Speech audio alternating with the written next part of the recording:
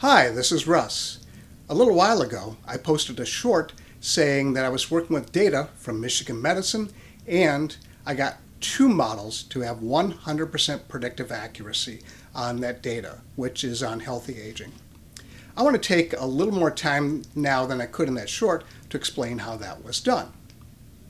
I made a package called the Ensembles package, and this is one piece of that. That piece, independent piece, is available on my GitHub repository. So one of the first things we'll do in this video is we will get that function, then just run the function. The second piece, you can probably already guess, is the data from Michigan Medicine. And again, big thanks to Michigan Medicine for making that data available. And that data is on healthy aging. We'll simply run that function with the data from Michigan Medicine and the results will come out. You'll see that there are two models with 100% accuracy. Then you will be able to reproduce the results yourself. So let's get started. So what we're going to do is we're going to start at the data, which is stored on the UCI repository, and it's the National Poll on Healthy Aging. Super easy. All you have to do is just click download, and it will download to your downloads folder. So you can watch me go find my downloads folder, which I have set up there in my dock. So just open up downloads. And I have this all set so that the most recent download is the top one. And it's a .zip file, so I have to double click it to unzip it. I'm going to rename it, so I'm going to right click or control click and just rename it to something a lot easier for me to work with. And all of the data files I work with, I put in the same directory, which is just my name. So I'm going to drag this to there. And when I do, it's going to say, hey, Russ, you already did that, because I did. That's how I made the short a little earlier today. So we now have the data. Let's go get the function. The function is on my GitHub repository, and my name on GitHub is Infinite Curiosity. And this is in the highest accuracy repository. And what we actually need is classification minus XGBoost. If you look right there, it says predict for Michigan Medicine healthy aging data. In order to get that, you have to copy that to the clipboard. Pretty easy.